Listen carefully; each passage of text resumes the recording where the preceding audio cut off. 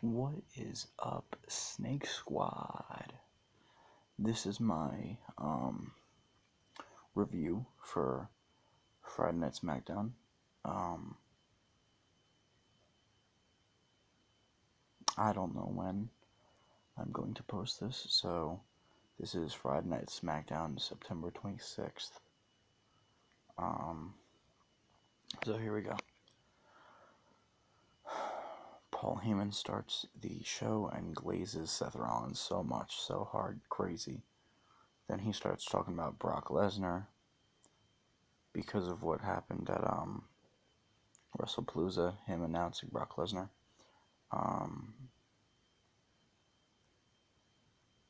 Cody Rhodes interrupts him and questions Paul, saying, was Brock just a one-night thing?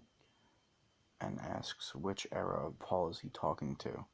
Paul responds with, you're talking to the GOAT, which I thought was kind of cool. Paul Heyman says when Brock Lesnar is around, everyone's in danger, which is true. But Brock Lesnar is not here tonight. The Vision is, though. So Braun Breaker and Bronson Reed started coming into the ring. They were in the audience. And Paul says that Cody is in danger, even if Brock is not here tonight. These two are very dangerous men. Cody says that Paul Heyman is probably telling them both the same exact things, and that at their age, Cody would have loved to be a Paul Heyman guy. But Cody says that Paul Heyman isn't loyal to the Vision, and that pisses Braun Breaker off a lot. Starts ripping his shirt off, and then Cody and the Vision start brawling. During that, Bronson Reed accidentally hits Braun Breaker in the corner with a splash. And then right after that, the Vision just starts demolishing Cody. Demolishing him.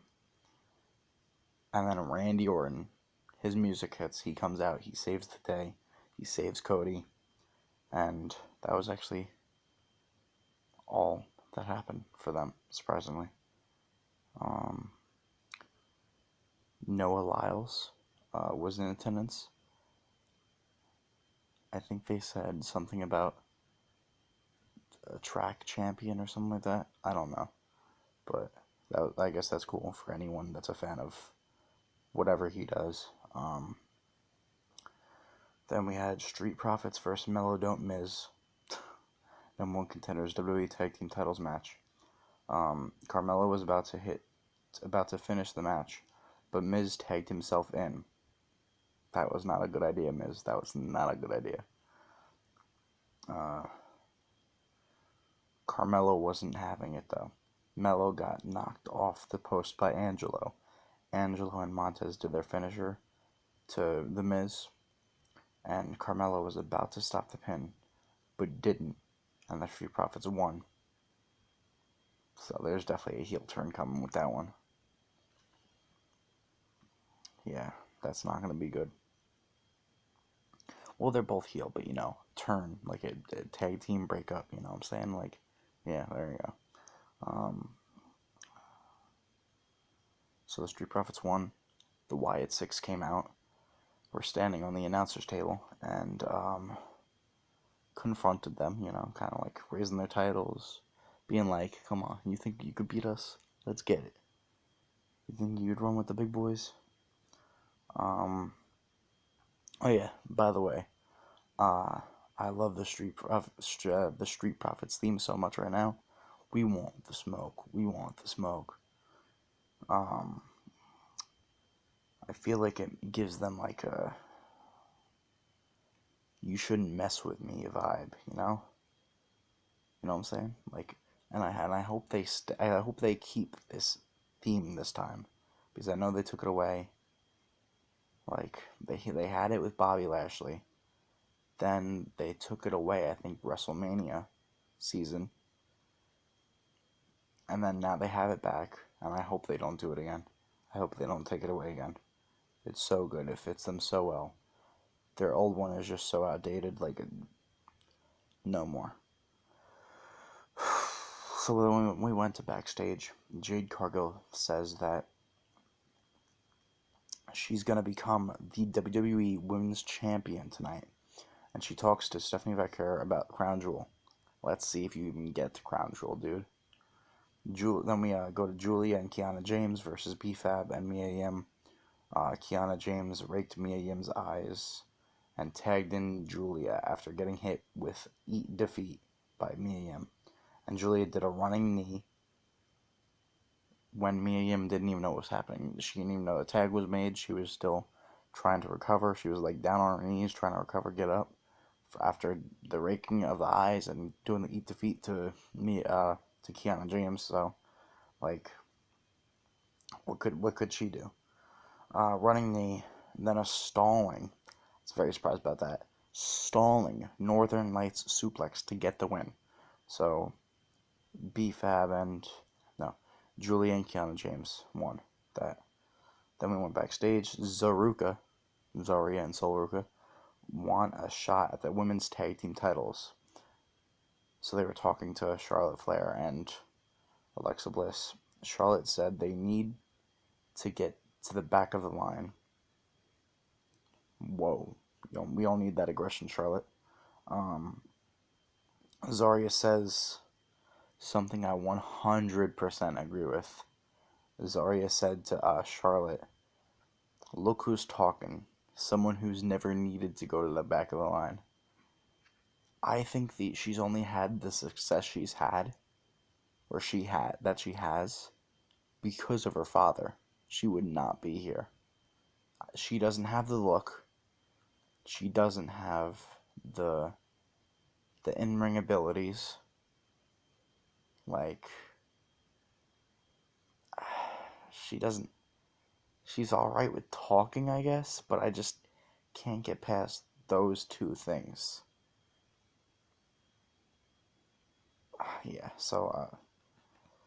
She said that Alexa says they need to prove themselves as a team in a match first to get a shot.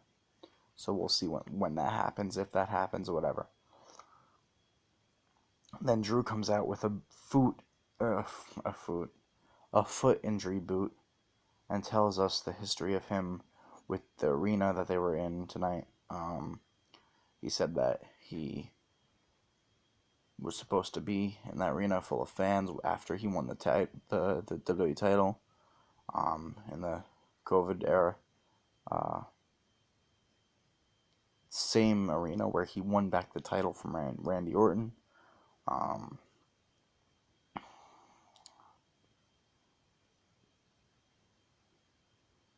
lot of things. It was where he made his return to NXT in that arena, like a lot of big things.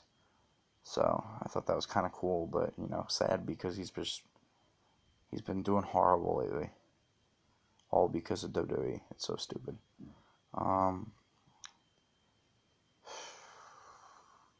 He says him losing was Cody's and the ref's fault. He calls Cody something I agree with so much. Super Cody. You know how all you guys were like, Super Cena? Like, oh my gosh, Super Cena. He keeps on winning. That's how I feel about Cody Rhodes. Cody sucks. Don't like Cody. He needs to lose the championship ASAP to Drew McIntyre. Or Randy Orton, but I prefer Drew McIntyre right now. So, yeah, Super Cody. Woohoo. He says the refs work for Cody Rhodes. Drew says with great power comes great responsibility, referencing Spider-Man. Nick Aldis comes out and says Drew isn't so crazy, and that he agrees with some of the stuff that Drew's saying, but that it's just wrestling, and that Drew is cleared, so why does he have a boot? Drew says that he's the champion without the championship. 100% Drew. 100%. Then Jacob Fatu comes out all gas, no brakes with it, you know what I mean? 5, 2, I hate you Solo. I love you Solo. Um, Jacob Fatu comes out and interrupts Drew. Jacob takes the mic from Drew, says, "Shut yo ass up and stop bitching." And that Drew comes out every week crying and complaining. He also said, "Sit your peg leg ass down." Drew gets pissed, and Drew takes the mic back, gets pissed, says, "Do you know who you're talking to? If my foot wasn't injured right now, you know what I'd do to you?" And then Jacob took the mic again. And was saying, his catchphrases, whatever. And before he could say 5, 2, Drew Glasgow kissed Jacob Fatu, and they started brawling.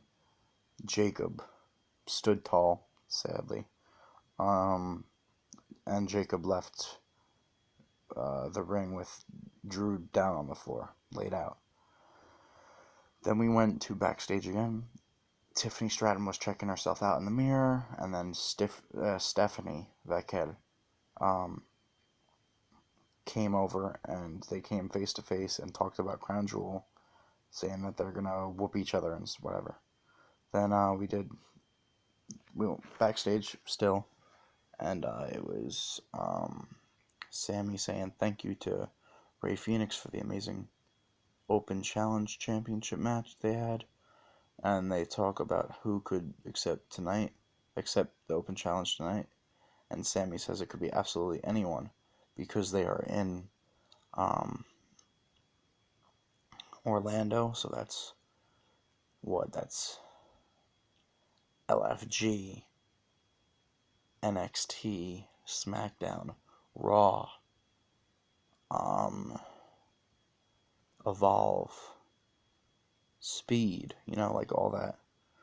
So then he said, "Oh, I saw this. This is me. There was a mysterious person walking back and forth in the background. Don't know if that's something or it's nothing, but the person was walking and looked at the camera and just stood there for a second and then went that way and then just kept walking back and forth until it was done. And I couldn't really see it because it was like they were in a dark area, but it was like that part was kind of lit, so you could see them. So I don't know if that's something or nothing, but just wanted to point that out." Then we went to Solo Sikoa saying JC Mateo, you mean Jeff Cobb? I'm joking. Is an Olympic athlete who's won many championships around the world, and that he's pound for pound the baddest person he knows. Solo says JC keeps everybody in check, and that he will be rewarded gold if he stays in my family tree. JC and Solo say they love each other. Then we go to the United States Championship Sami Zayn Open Challenge, and guess who answers? The young O.G. John Evans. Your boy is bouncy. So it's Sami Zayn versus Javon Evans for United States Championship Open Challenge. Javon went for the cutter, and Sammy got out of the way, then hit him with a Helluva Kick and Blue Thunder Bomb to retain.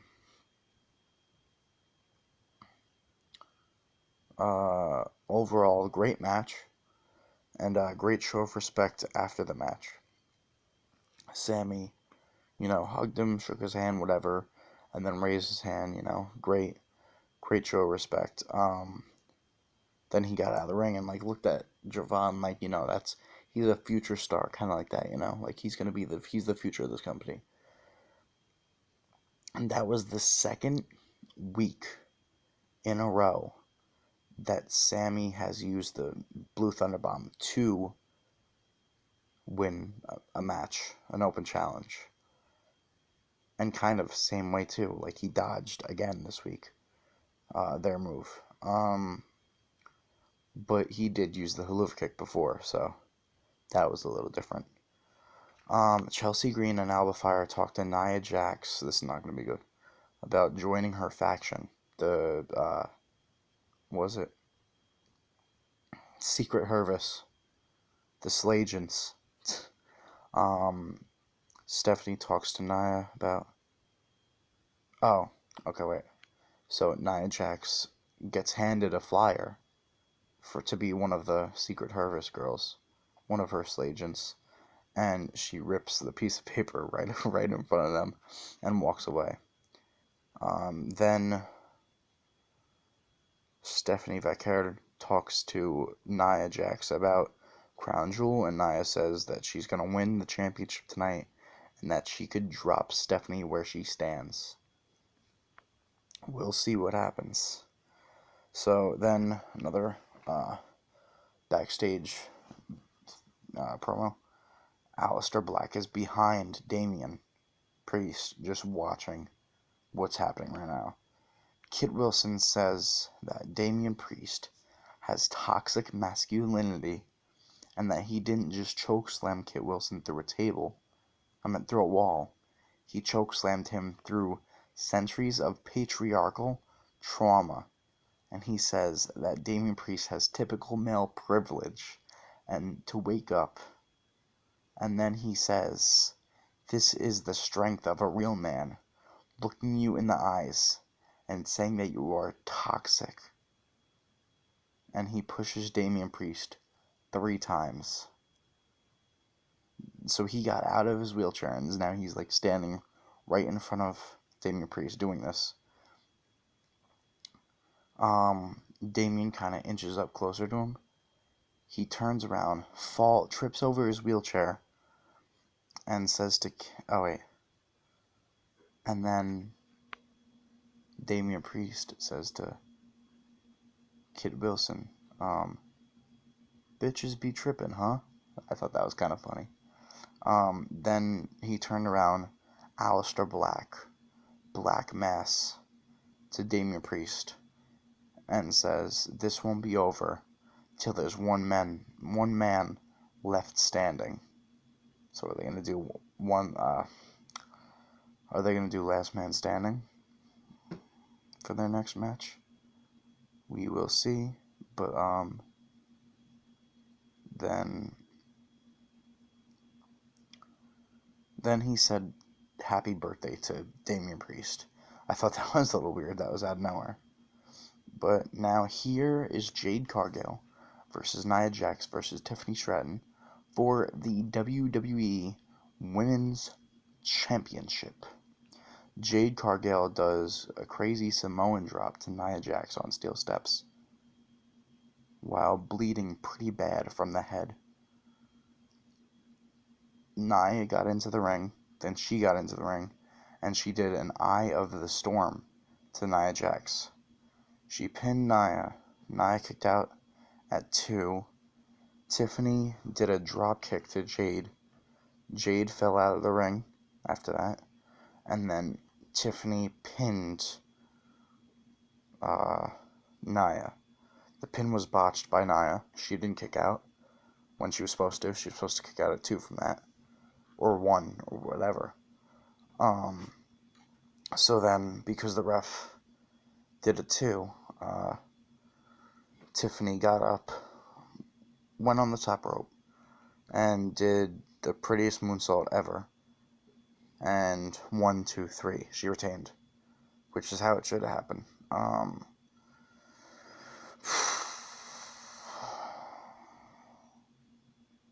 Now it will be Women's World Heavyweight Champion Stephanie Vaquer versus Women's WWE Champion Tiffany Stratton for the Crown Jewel ring and Crown Jewel Championship at Crown Jewel. The 2 champions face off to end the show. So overall, I'll give that SmackDown a maybe like a 7.5, 7.5, yeah. Alright. Peace out, Snake Squad. Celtic Viking out. See you next review or just next video, next live stream. I don't know. See ya.